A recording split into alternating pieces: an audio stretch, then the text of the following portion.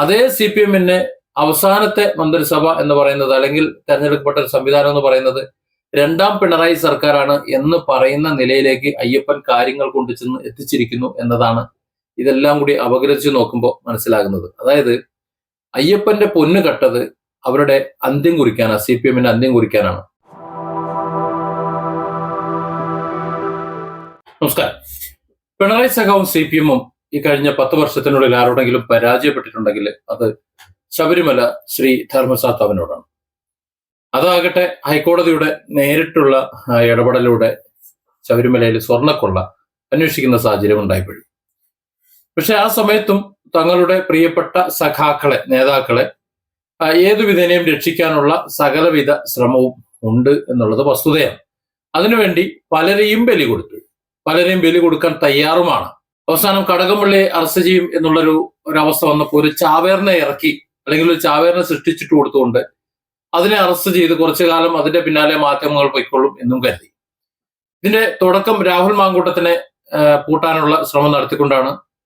അതിന് ആ സമയത്താണ് രാഹുൽ ഈശ്വര് വളരെ ശക്തമായി സംസാരിച്ചത്. അയാളെ പിടിച്ചകത്താക്കി 10-16 ദിവസം അയാളവിടെ കിടന്നു.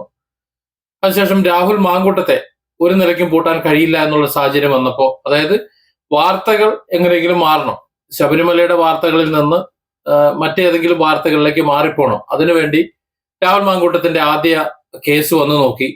ആ കേസിന്റെ കുറിച്ചുള്ള വാർത്തകൾ ഇവിടെ സോഷ്യൽ മീഡിയയിലും മീഡിയകൾ ഒരുപക്ഷെ രാഹുൽ മാങ്കൂട്ടത്തിന്റെ വാർത്തയാക്കി ചുരുക്കിയപ്പോ ശബരിമല സ്വർണ്ണക്കൊള്ള മനഃപൂർവ്വം മറന്നപ്പോ സോഷ്യൽ മീഡിയ പക്ഷെ മറന്നില്ല. സോഷ്യൽ മീഡിയ രാഹുൽ മാങ്കൂട്ടത്തെയും ശബരിമലയും ഒരുപോലെ ഏറ്റെടുത്തുകൊണ്ട് പോകുന്നതാണ് പിന്നീട് കാണുന്നത്. പിന്നെ രണ്ടാമത്തെ കേസ് രാഹുൽ മാങ്കൂട്ടത്തിനോടൊന്ന് എടുത്തിട്ട് നോക്കി, എന്നിട്ടും രക്ഷയുണ്ടായില്ല. മൂന്നാമത്തെ കേസ് എടുത്തിട്ട് നോക്കി, എന്നിട്ടും രക്ഷയില്ല. സത്യത്തിൽ ഒരു വലിയ തിരിച്ചടി പാർട്ടി നേരിട്ടുകൊണ്ടിരിക്കുകയാണ്, ഈ സർക്കാർ നേരിട്ടുകൊണ്ടിരിക്കുകയാണ്. 3 കേസും രാഹുൽ മാങ്കൂട്ടത്തിനെതിരെ ഇപ്പൊ രാഷ്ട്രീയ പ്രേരിതമായിട്ടാണ് കൊണ്ടുവന്നത്. അത് പരാതി കൊടുത്ത സ്ത്രീകൾക്ക് നീതി വാങ്ങിക്കൊടുക്കാനുള്ള ഒന്നല്ല, അല്ലെങ്കിൽ സ്ത്രീകളെ ഉപയോഗിച്ചുകൊണ്ട് പരാതി കൊടുത്തുകൊണ്ട് രക്ഷ നേടാനുള്ള ആ മാർഗം പരാജയപ്പെട്ടു എന്നൊക്കെ രീതിയിലേക്കാണ് ഇപ്പൊ കാര്യങ്ങൾ എത്തി നിൽക്കുന്നത്.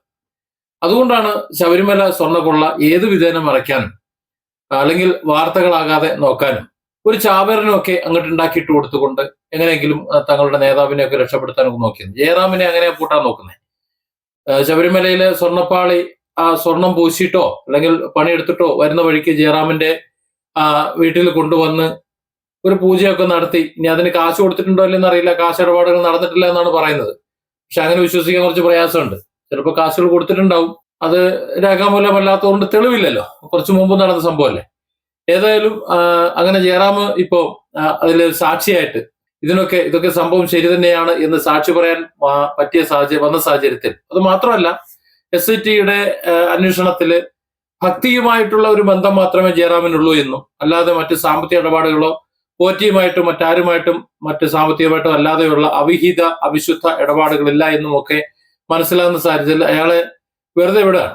അതായത് സാക്ഷി കോടതിയിൽ വന്ന് സാക്ഷി പറയാം എന്ന് പറഞ്ഞതിന്റെ അടിസ്ഥാനത്തിൽ വളരെ ശക്തനായ ഒരു സാക്ഷിയായി മാറുകയാണ് ചെയ്യുന്നത്. ചുരുക്കം പറഞ്ഞാൽ ജയറാമിനെ അറസ്റ്റ് ചെയ്തുകൊണ്ട് കടകംപള്ളിയെ രക്ഷിക്കാനുള്ള ഒരു വഴി തൽക്കാലം ഒരുക്കാം എന്നുള്ള ഒരു മോഹം അത് അണയുന്നതാണ് ഇപ്പൊ കഴിഞ്ഞ ദിവസങ്ങളിൽ നമ്മൾ കാണുന്നത്.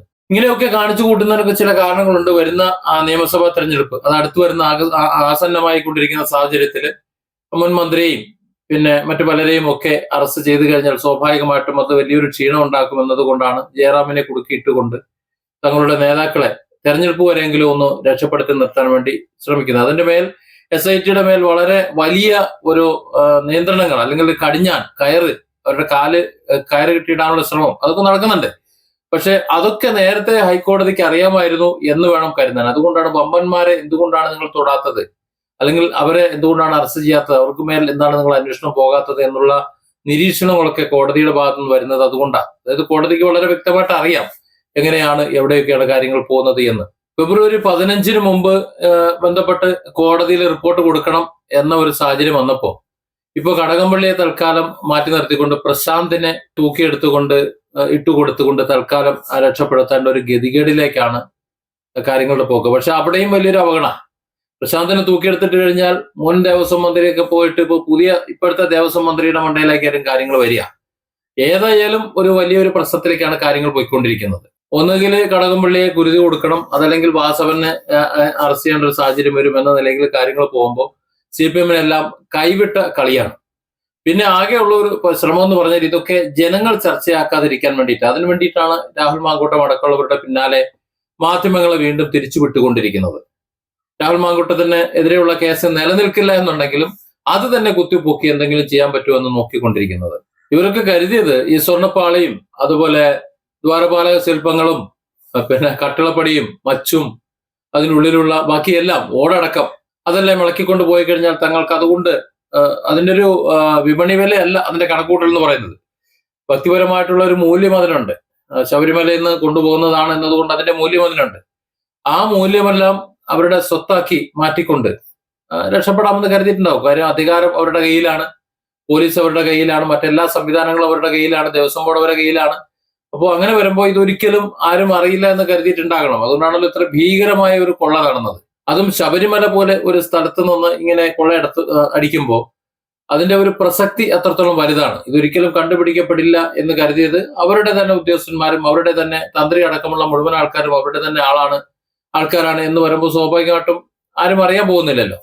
ഈ ഭക്തർ കൊടുക്കുന്ന നടവരവ് അത് ഭീകരമാണ്. അതിന്റെ കണക്കുകളൊക്കെ അറിയണമെങ്കിൽ അതിഭീകരം. അത്രത്തോളം ആ സ്വർണവും വെള്ളിയും പണമായിട്ടും ഒക്കെ അവിടെ വരുന്നുണ്ട്.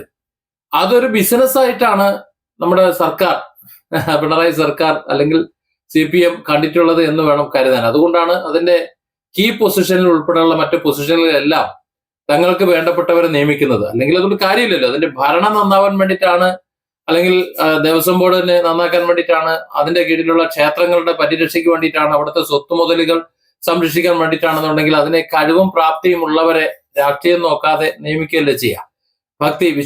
വിശ്വാസപരമായിട്ടുള്ളവരെ നിയമിക്കുകയല്ലേ ചെയ്യുക. അല്ലാതെ അവിശ്വാസികളായിട്ടുള്ള ആൾക്കാരെ, CPM-ന്റെ ആൾക്കാരെ, അവർ ദൈവവിശ്വാസം ഇല്ലാത്തവരെന്നാണ് വയ്പ്. ഇപ്പൊ കഴിഞ്ഞ ദിവസം നിയമസഭയില് മഹാഭാരതത്തിൽ നിന്നും രാമായണത്തിൽ നിന്നും ഒക്കെ ഉള്ള അവതരണങ്ങളൊക്കെ നമ്മുടെ മുഖ്യമന്ത്രി നടത്തുന്നത് കണ്ടു. അദ്ദേഹത്തിന് ഇതിൽ വിശ്വാസമൊക്കെ ഉണ്ടെന്ന് അറിഞ്ഞതിൽ വളരെ സന്തോഷമുണ്ട്. ഏതായാലും അത്തരത്തിൽ വിശ്വാസമുള്ളവരാണ് ശബരിമല കാക്കേണ്ടത്. അല്ലാതെ പ്രത്യക്ഷമായി തന്നെ ശബരിമലയുമായോ അല്ലെങ്കിൽ മറ്റേതെങ്കിലും വിശ്വാസ സംഹിതകളുമായോ ഇല്ലാത്ത, ദൈവവിശ്വാസം ഇല്ലാത്ത, ഈശ്വരനില്ലെന്ന് പറയുന്ന ആ ഒരു വിഭാഗത്തിന്റെ തങ്ങൾക്ക് വേണ്ടപ്പെട്ടവരെ പിടിച്ച് ദേവസ്വം ബോർഡിന്റെ ഉന്നത സ്ഥാനങ്ങളിലും മറ്റ് കീ പൊസിഷനിലും അതുപോലെ മറ്റിടങ്ങളിലും എല്ലാം നിയമിക്കുമ്പോൾ അത് കൊള്ളയടിക്കാനാണെന്ന കാര്യത്തിൽ സംശയമില്ല. കാരണം അതൊരു വലിയൊരു മുതലിന്റെ എന്താ പറയുക, അത്രത്തെ സമ്പത്തിന്റെ ഒരു കൂമ്പാരം അവിടെ ഇരിക്കല്ലേ. അതൊക്കെ ഇങ്ങനെ എടുത്തുകൊണ്ടുപോയി കളിക്കുന്ന ആ ഒരു ശീലത്തെ കോടതി കണ്ടെത്തുകയും അല്ലെങ്കിൽ കോടതി അതിന്റെ മേൽ കണ്ണുവയ്ക്കുകയും ഒന്ന് പൂട്ടാൻ ശ്രമിക്കുകയും ചെയ്തപ്പോൾ രാഹുൽ മാങ്കൂട്ടത്തെ അടക്കമുള്ളവരെ പൂട്ടിയിട്ടും ജയറാമിനെ പൂട്ടിയിട്ടും പ്രശാന്തിനെ വലിച്ചിട്ട് കൊടുത്തിട്ടും ഒക്കെ എങ്ങനെയെങ്കിലും ഒക്കെ നേതാക്കളെ രക്ഷിക്കാൻ വേണ്ടിയുള്ള ഒരു ശ്രമം നടത്തിയപ്പോൾ അയ്യപ്പൻ അത് കൂട്ടുനിന്നില്ല എന്നതാണ് നമുക്ക് മനസ്സിലാക്കാൻ കഴിയുന്നത്. അതായത് വരുന്ന തെരഞ്ഞെടുപ്പിൽ ശബരിമല ഒരു നിലയ്ക്കും സംസാരിക്കപ്പെടരുത്, അസംബ്ലി തെരഞ്ഞെടുപ്പിൽ ശബരിമല ഒരിക്കലും സംസാരിക്കപ്പെടരുത് എന്ന ഒരു ലക്ഷ്യത്തോടു കൂടി കഴിഞ്ഞ പഞ്ചായത്ത് തെരഞ്ഞെടുപ്പിന് മുമ്പ് തുടങ്ങി വെച്ച ക്യാമ്പയിൻ പരാജയപ്പെടുന്നതാണ് കാണുന്നത്. രാഹുൽ മാങ്കൂട്ടത്തിനും രാഹുൽ ഈശ്വരനും, ഒരുപക്ഷെ രാഹുൽ മാങ്കൂട്ടത്തിനെ ഇനി അറസ്റ്റ് ചെയ്യാനായിട്ട് തീരുമാനമെടുത്താൽ അതിനുമൊന്നും ശബരിമല വിഷയത്തെ മറച്ചു പിടിക്കാൻ കഴിയില്ല എന്നും ശബരിമല അടുത്ത തെരഞ്ഞെടുപ്പിലും സംസാര വിഷയമാകുമെന്നും അത് തന്നെ CPM-ന്റെ തന്നെ കേരളത്തിലെ നിലവിലുള്ള സ്ഥിതിയെ, അതായത് ഇന്ത്യയിൽ ഇപ്പോൾ ആകെ കേരളത്തിൽ മാത്രമേ ഉള്ളൂ CPM ഒരു ഭരണം. ലോകത്തിലെ ആദ്യത്തെ തെരഞ്ഞെടുക്കപ്പെട്ട ഒരു ജനാധിപത്യ രീതി തെരഞ്ഞെടുക്കപ്പെട്ട ഒരു മന്ത്രിസഭ ഉണ്ടായിരുന്ന ഒരു ഭരണ സംവിധാനം വന്നത് കേരളത്തിലാണ് ലോകത്ത് CPM-നെ സംബന്ധിച്ചിടത്തോളം. അതേ CPM-നെ അവസാനത്തെ മന്ത്രിസഭ എന്ന് പറയുന്നത് അല്ലെങ്കിൽ തെരഞ്ഞെടുക്കപ്പെട്ട ഒരു സംവിധാനം എന്ന് പറയുന്നത് രണ്ടാം പിണറായി സർക്കാരാണ് എന്ന് പറയുന്ന നിലയിലേക്ക് അയ്യപ്പൻ കാര്യങ്ങൾ കൊണ്ടു ചെന്ന് എത്തിച്ചിരിക്കുന്നു എന്നതാണ് ഇതെല്ലാം കൂടി അപഗ്രഥിച്ച് നോക്കുമ്പോൾ മനസ്സിലാകുന്നത്. അതായത് അയ്യപ്പന്റെ പൊന്നു കട്ടത് അവരുടെ അന്ത്യം കുറിക്കാനാണ്, CPM-ന്റെ അന്ത്യം കുറിക്കാനാണ്.